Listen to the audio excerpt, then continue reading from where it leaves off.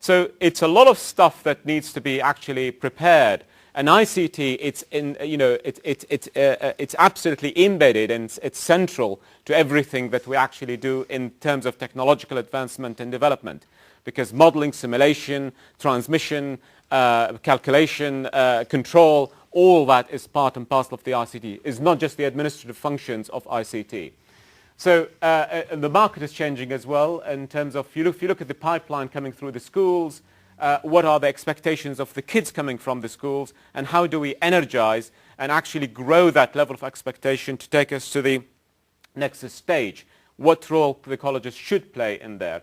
The workforce, we have phenomenal program of development and upskilling that we need to embrace.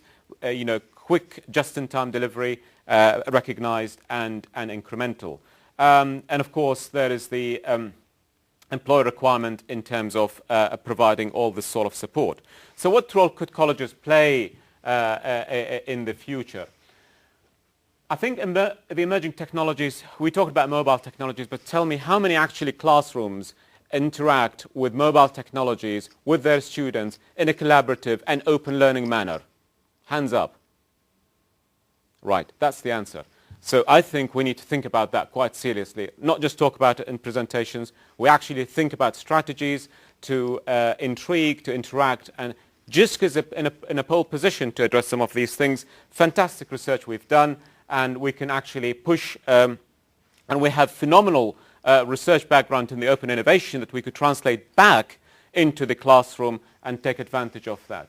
So without over-laboring the point, I think that's really the point I wanted to think about. But how many also colleges, when you have brand new buildings, nice walls, nice seatings, how many people actually think about what the learning space might look like for the future?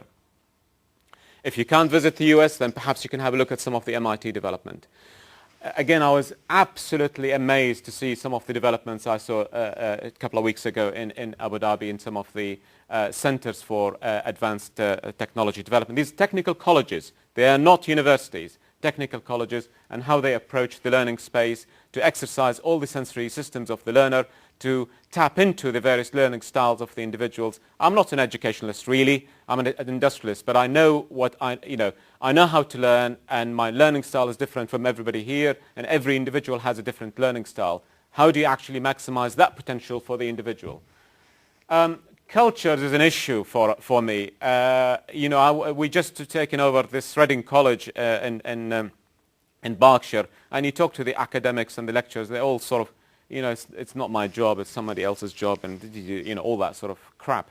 Let's actually focus on the issues that where do you want to be? Where do you want to head? And that vision has to be absolutely shared by everybody from the top. I'm not just the principal, I'm the facilitator, I'm the glue that brings everybody together to move and mobilize and galvanize the individuals to move ahead. Narrowcasting, we talk about narrowcasting education and personalizing the education.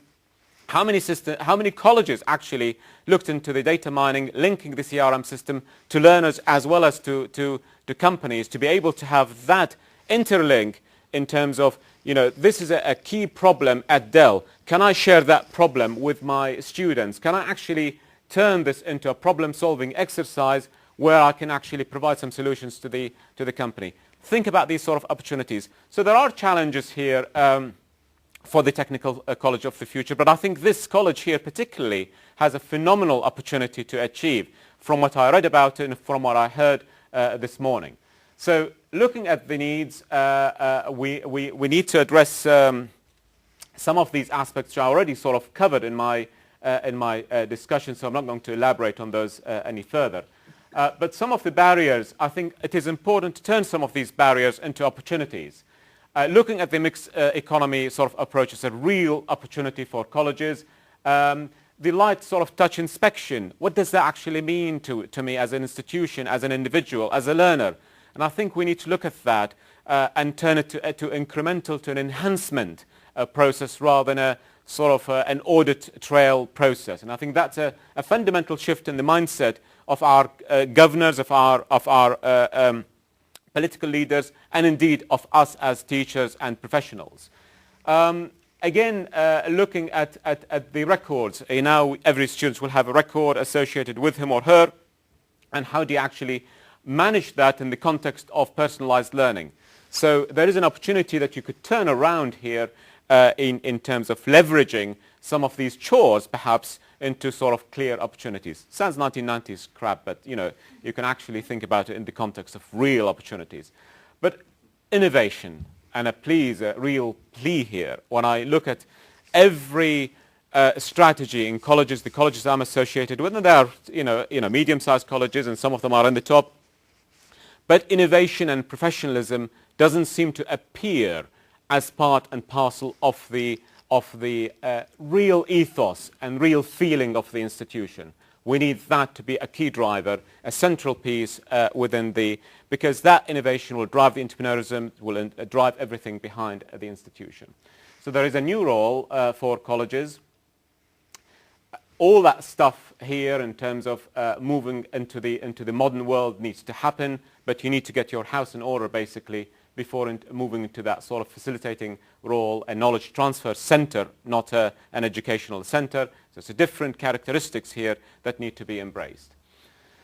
An interesting example at Flybe in the Southwest again, where the colleges came together with Flybe to actually create a center for delivering training in engineering, where you actually see, for example, the cutting edge requirements from business and industry, and you can see the interoperability, if you like, between the staff from Exeter College, Yeovil College, and other colleges in the region, as well as the universities, interacting, and you can actually differentiate between the Flybe staff and the colleges staff and universities in that region, and they're delivering the programs, they're delivering the training that the company requires. Now it's opened up to other companies, not just Flybe. Other aerospace and aeronautical engineering type of companies are actually leveraging this, including other engineering firms leveraging this collaboration. Marshall Aerospace is another example of this. JCB Academy is another example of this.